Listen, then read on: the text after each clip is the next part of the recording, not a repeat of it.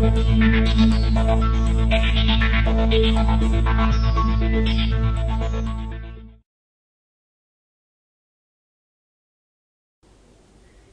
good morning to all our listeners, and for anyone in the UK, welcome back. Hope you enjoyed your extended Jubilee weekend.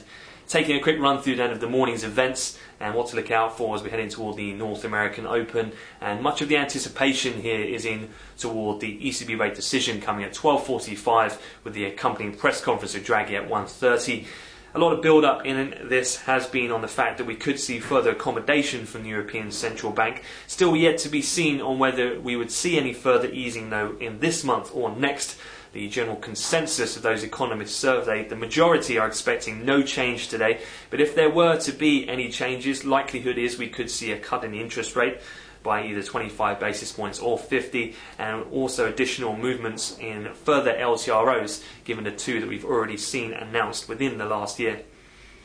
In terms of much of the movement though in toward this has been a general risk on sentiment. We've seen equity markets follow on from the substantial gains during the Asian session, where the Nikkei finished up approximately 1.8%.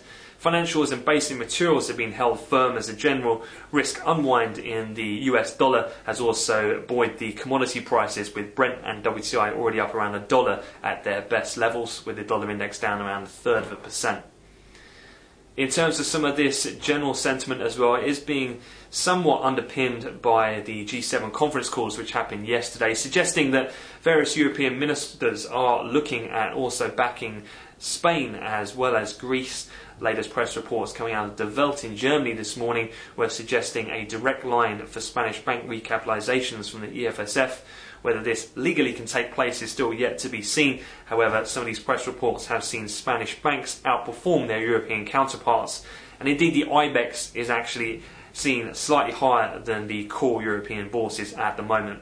As a consequence, the 10-year spreads over bunds in Spain and Italy are seen predominantly tighter, roughly around 8 to 9 basis points, and we've seen a substantial fall in the 5-year credit default swaps in both those countries today.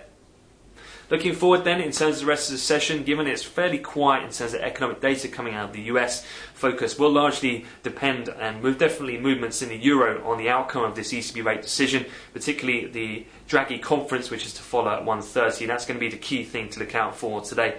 We do also have Fed's Yellen and also Bernanke though speaking later on in the session to also be aware of.